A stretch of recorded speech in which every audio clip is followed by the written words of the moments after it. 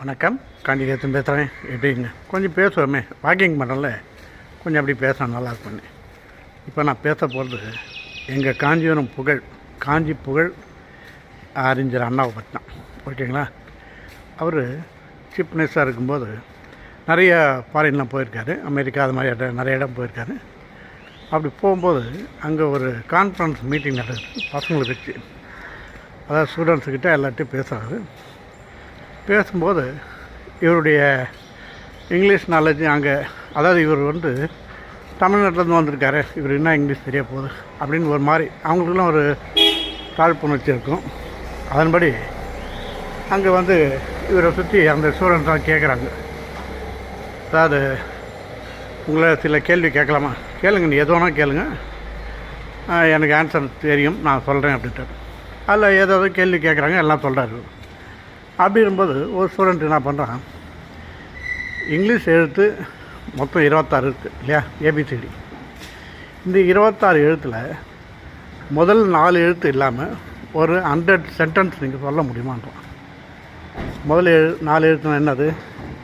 ABCD. உடனே எல்லாருமே ஒரு மாதிரி யோசிக்கிறாங்க, எப்படி அது 100 வேர்ட்ஸ் எப்படி சொல்லணும் அப்படின்னு. இவர் உடனே அண்ணாதர ஓகே நான் சொல்கிறேன், கமான் கவுண்ட் இட் அப்படின்றார். எண்ணிக்கங்க சொல்லிவிட்டு 1லேருந்து 99 வரைக்கும் சொல்கிறார். 1 2 3 4 5 6 அப்படியே 99 வரைக்கும் வந்துடுது. இதில் எதுலேயுமே ஏபிசிடி இருக்காது, நல்லா கவுண்ட் பண்ணுங்கள், நல்லா பாருங்கள். சரி, 100வது வார்த்தை என்ன சொல்ல போகிறீங்கன்னா ஸ்டாப் பண்ணிடுறார். அதுலேயும் ஏபிசிடி 4 எழுத்து வரல.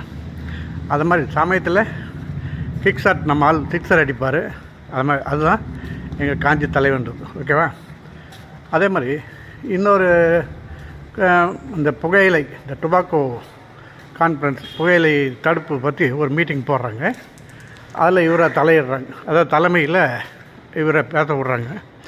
இவர் சொல்கிறார், எனக்கு அது ஒத்து வராதியா, நானே பொடி போடுறேன். இல்லை நீங்கள் பேச ஆகணும் அப்படின்ட்டு அந்த மீட்டிங் அரேஞ்ச் பண்ணுறது இவரை கூப்பிட்றாங்க. சரின்னு போகிறார். போயிட்டு எல்லோரும் பேசிட்ட பிறகு இவர் ஒரு அரை மணி நேரம் பேசுகிறார்.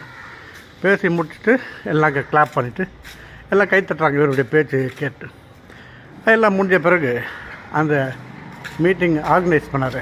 அவர் சொல்கிறார், ரொம்ப நல்லது தலைவரை, உங்களை இந்த ஒரு அரை மணி நேரத்துக்கு நான் இந்த பொடி போடாமல் உங்களை பார்த்து நம்பார், அதே நான் பெரிய சந்தோஷம். அதுக்கு இவர் சொல்கிறார், அடப்பா நீ அவ்வளோதான்டா தெரிஞ்சினுமே, நான் தோல் மேலே துண்டு போட்டு நம்பார், அந்த துண்டை எத்தனை வாட்டி ஓதணும்னு உனக்கு தெரியுமா? அதெல்லாம் நான் பொடி போட தான் ஓதணுன்றது.